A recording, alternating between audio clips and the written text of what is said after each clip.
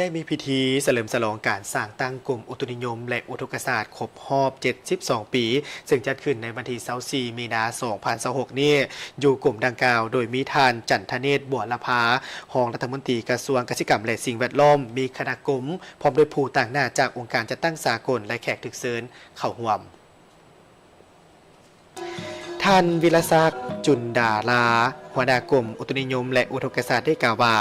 ตลอดระยะ 72 ปีที่ผ่านมากลุ่มดังกล่าวได้สืบต่อสร้างความเข้มแข็งและนำไส้เทคนิควิทยาศาสตร์อย่างต่อเนื่องเข้าในขงเขตเวียกงานของตนในซุมปี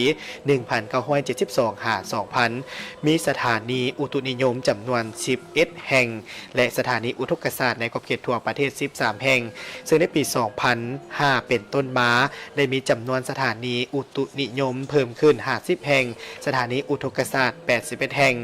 เพื่อเข้าใจธรรมชาติและนำใส่ความรู้ความสามารถเหล่านั้นในการปกป้องชีวิตทรัพย์สินของประชาชนเพื่อให้การจัดตั้งปฏิบัติเวียกงานอุตุนิยมและอุทกศาสตร์สามารถจะตั้งปฏิบัติหน้าที่การเมืองที่ได้รับมอบหมายอย่างมีประสิทธิภาพและมีประสิทธิผลได้สืบต่อขยายมาเป็นระบบอัตโนมัติและนำใส่แบบจำลองวิทยาศาสตร์เข้าในเวียกงานหลายขึ้น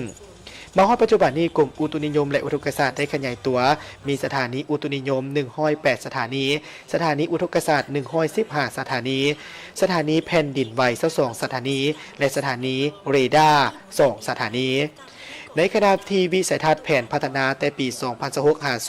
2030 กลุ่มอุตุนิยมและอุทกศาสตร์ได้กำหนดเวียกงานการพัฒนาคือการหันเวียกงานอุตุนิยมและอุทกศาสตร์เป็นเวียกงานที่ทันสมัยนำใช้นวัตกรรมใหม่และปัญญาประดิษฐ์ AI